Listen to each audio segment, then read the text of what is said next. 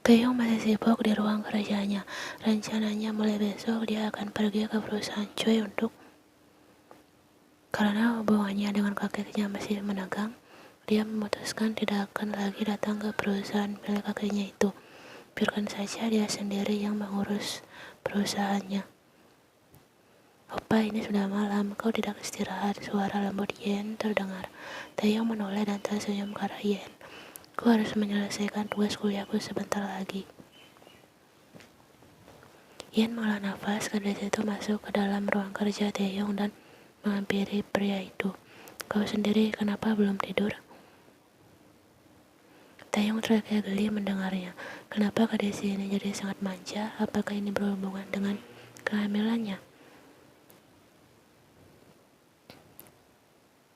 Yen tersenyum tipis dan duduk dengan nyaman di paha Taeyong. Tugasmu masih banyak. Kenapa aku harus mengambil cuti kuliah? Aku tidak apa-apa kok jika kuliah. Jawab Yen menatap wajah suaminya. Tidak, aku tetap tidak mengizinkanmu kuliah selama hamil. Aku tidak ingin kandunganmu kenapa-napa. Taeyong langsung sekilas membuat ucapan gadis itu terpotong, lalu kembali fokus pada laptopnya.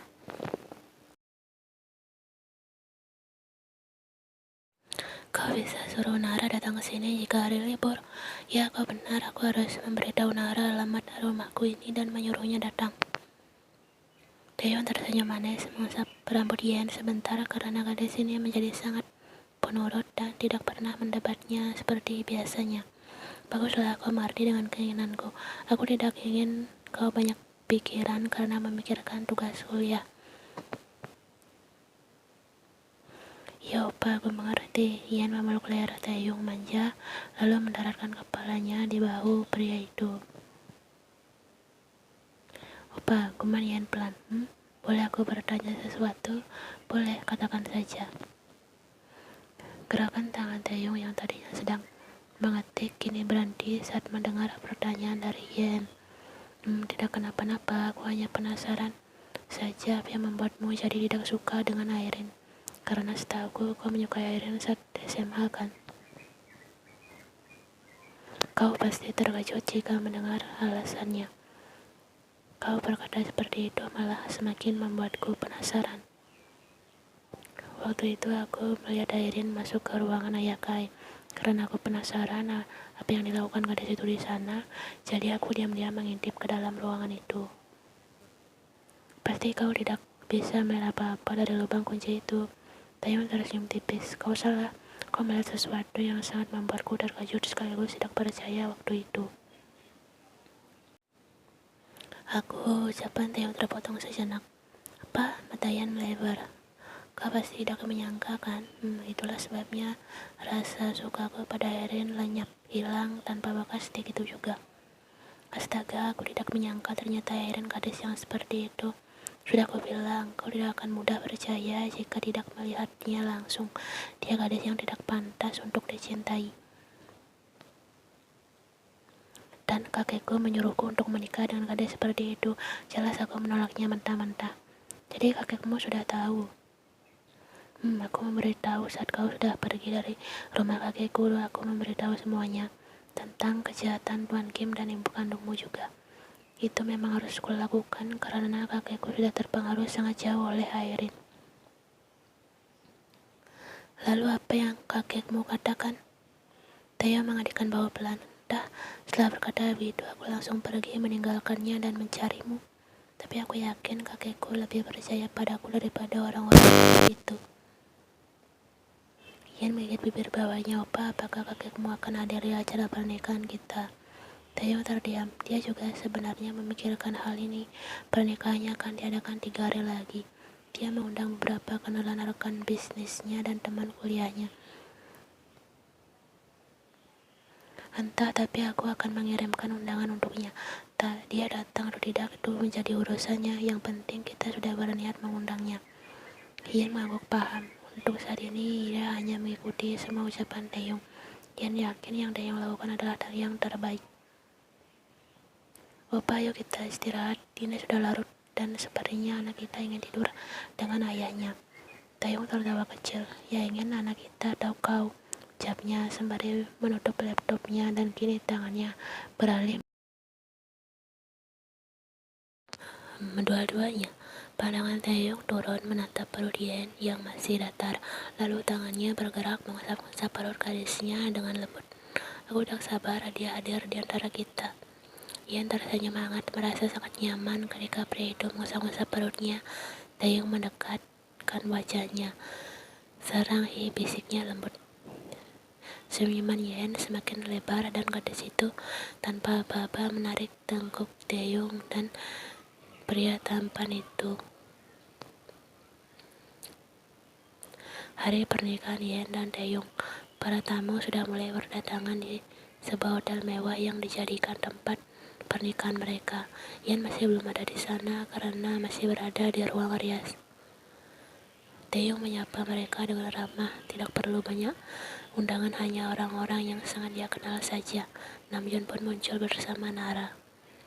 Wah, sepertinya sebentar lagi kalian akan menyusul kami juga, gumam Taeyong ketika melihat penampilan Namjoon dan Nara yang memakai pakaian couple. Namjoon tersenyum manis menunjukkan langsung pipinya. Bisa jadi, ucapnya sesekali melirik gadis cantik di sampingnya. Taeyong sih, kudengar Yen sedang hamil. Apa itu benar? Tentu saja, jika tidak, mereka tidak mungkin menikah muda. Intinya kami menikah karena saling mencintai, jawab Taeyong singkat. Ya, Taeyong sejak tadi menunggu kehadiran kakeknya. Dia sudah mengirim surat undangan pada pria tua itu, dan Taeyong sangat berharap kakeknya berkenan hadir untuk sekedar menjadi. Bahkan jika bisa disebutkan keinginan terbesar Taeyong di hari pernikahannya adalah berharap kakeknya mau mendampingi Yen berjalan di altar sebagai pengganti sosok Tuan Choi. Yen duduk dengan anggun di depan kaca rias, matanya terus memperhatikan wajahnya yang kini dipolisi make up dan mahkota kecil di kepalanya. Yen akui dirinya sangat cantik hari ini, tapi masih ada sesuatu yang menurutnya kurang. Andai ayahnya masih ada, pasti hari bahagianya ini akan terasa sangat sempurna. Ayahnya pasti senang dia menikah dengan lelaki yang tepat yang bisa menggantikan tugasnya. Tangan seorang memegang bahu Yen membuat gadis itu tersadar dari lamunannya dan menoleh. Apa yang kau pikirkan? Yen tersenyum masam. Aku hanya memikirkan siapa nanti yang akan menemaniku berjalan di altar saat menghampiri Taeyong Morning. Ibu Taeyong mengerti perasaan Yen. Gadis itu pasti merasa sedih karena teringat dengan ayahnya. Yang menemani nanti adalah kakak laki-lakiku, paman Taeyong yang tinggal di desa. Tidak apa-apa kan?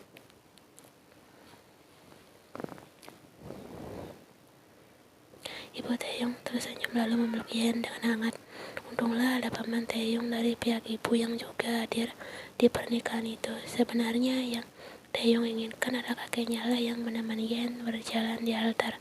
Tapi sebenarnya hal itu tidak mungkin terjadi. Kadang Taeyong mengkerut ketika melihat sosok yang paling dibencinya memasuki area tempat pernikahannya. Pria itu pun langsung dengan cepat menghampiri sosok itu. Apa yang kau lakukan di sini? Pria itu tersenyum tipis. Tentu saja datang ke tempat pernikahan rekan bisnisku.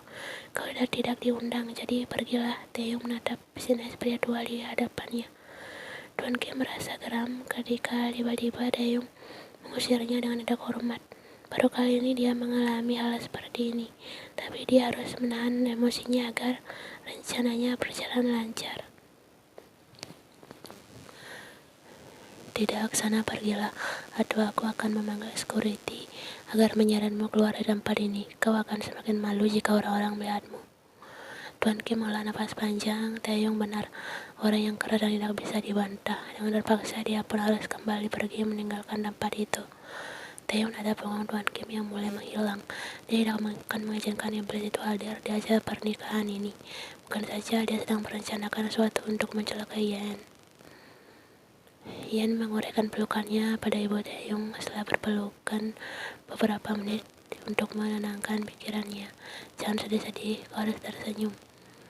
Yen pun tersenyum lebar dan mengangguk, Goma. Sekarang ayo kita keluar, semua orang pasti sudah menunggumu, terutama Taeyong. Ian mabuk mantap lalu melangkah keluar bersama Ibu Dayung.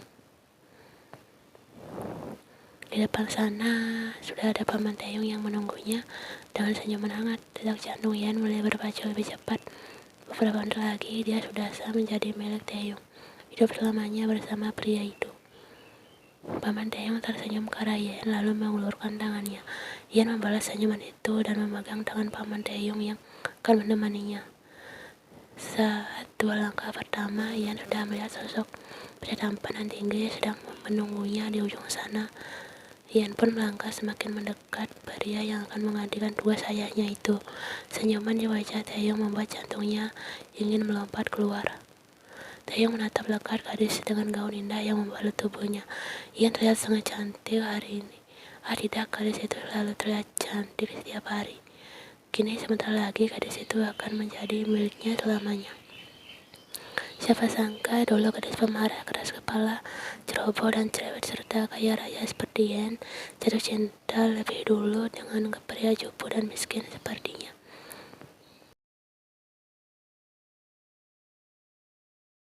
Sungguh di luar dugaan, bukan? Tapi memang itulah yang terjadi di kehidupan mereka. Banyak masalah dan rintangan yang mereka lewati hingga berada di titik ini. Hal yang tadi sangka membuat Dayung berubah menjadi sosok pria yang sempurna bagi semua orang. Meskipun kemanapun tanpa menaruh rasa malu, meskipun banyak masalah yang terjadi, tapi pada akhirnya gadis itu tetap akan kembali kepadanya dan menjadi miliknya.